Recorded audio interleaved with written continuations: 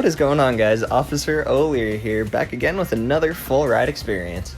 Today we're going to be taking a look at Valraven, the B&M Dive Coaster located at Cedar Point.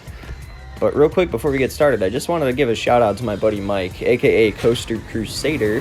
Thank you, bro, for letting me use your footage of Valraven. Unfortunately, a couple weeks after I got back, my iPhone actually got stolen, and it had a bunch of footage on it from Cedar Point and Kings Island and other parks. And unfortunately, none of that was recovered, so thank you, bro, for letting me use your footage. Now, let's get started with the video. Valraven is a coaster I've been looking forward to riding ever since it debuted in 2016 as the tallest, fastest, and longest dive coaster in the world. Valraven has dug its claws into your fun, and to reclaim it, you'll have to face pure terror. Dive straight down from a record height while reaching record speeds, setting your personal record for screeching, plummeting towards the earth, and freaking out on the must-ride coaster of the year. So, if you can handle it, get to the roller coaster capital of the world, Cedar Point, and dare to dive on the new Valraven. Valraven world premiere May 7th and 8th. But we're not here to give the whole history of Valraven. We're here to give you guys a full ride experience, which is basically just the experience from the entrance of the queue line all the way up to the exit. And I went digging and digging and digging for footage of the queue line, and unfortunately there doesn't seem to be much of it online. So I gathered what I could, and I went on Google Earth and I got some shots, some aerial shots, and they had some like really low quality 3D renderings of the roller coaster and stuff. But I mean, you could pretty much clearly see the layout of the queue line. There really isn't much to it. It's just a bunch of switchbacks inside a fenced in area. It's really nothing special. There's a little bit of theming there, like they have this medieval theme going on. I don't know, it's really not much of a theme at all. The theme is the ride. You're pretty much underneath the ride the whole time you're in the queue line. So it's really nothing special. Just like most of the coasters here at Cedar Point, there really isn't any theming in the queue line, so you're just kind of going to be standing there bored.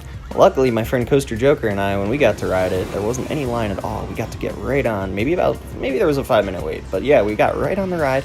And before I get into the ride experience itself, I just want to talk a little bit more about the stats.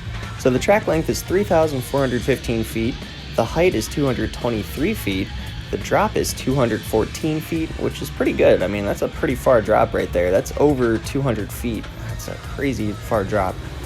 Max speed is 75 miles an hour. It's got 3 inversions, which I believe is the most out of any dive coaster. I could be wrong about that, but I'm pretty sure that is currently the most out of any dive coaster. With Yukon Striker opening next year, of course it's going to share some of the same stats as Valraven, which is really interesting, including the height.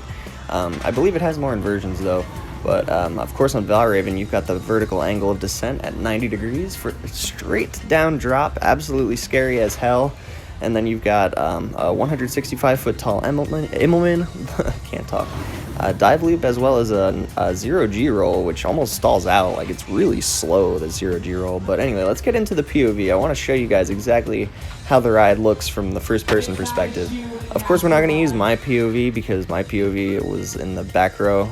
Another thing real quick about this ride, they don't let you pick your seat. You get grouped, along with a lot of coasters at Cedar Point, if you didn't already know.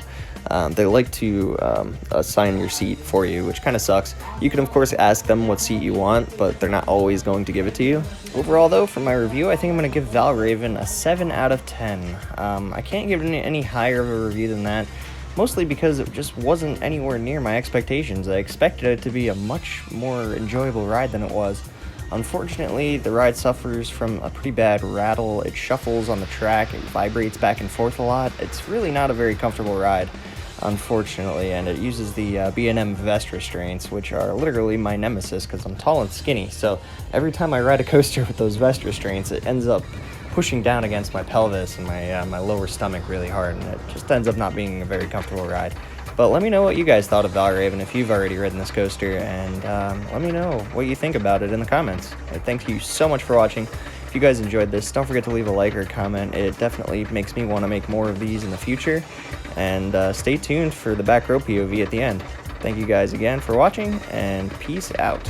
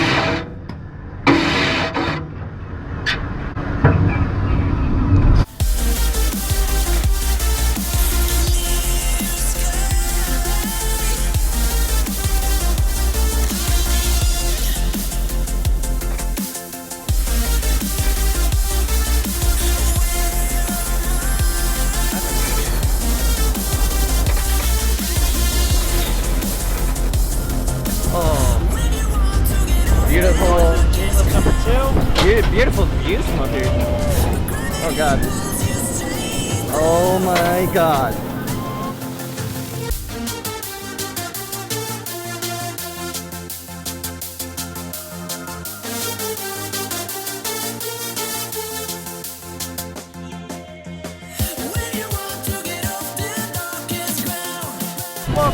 Yeah, it's kind of bumpy.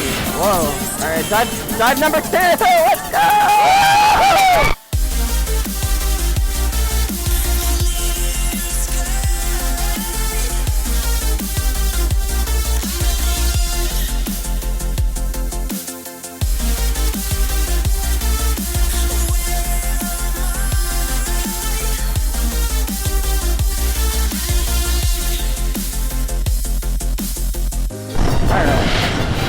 That was really good, but I feel like it was a little bumpy. Like, Yeah, it's really bumpy for a dive coaster. Yeah, it's also got the same best restraints as Gatekeeper that's like really pushing down on me right now. Luckily, the operations are really fast, so we'll be in the station in no time. But ow. Oh, my. Griffin was not this rough. It's like pushing around on my hip bones. Oh, God.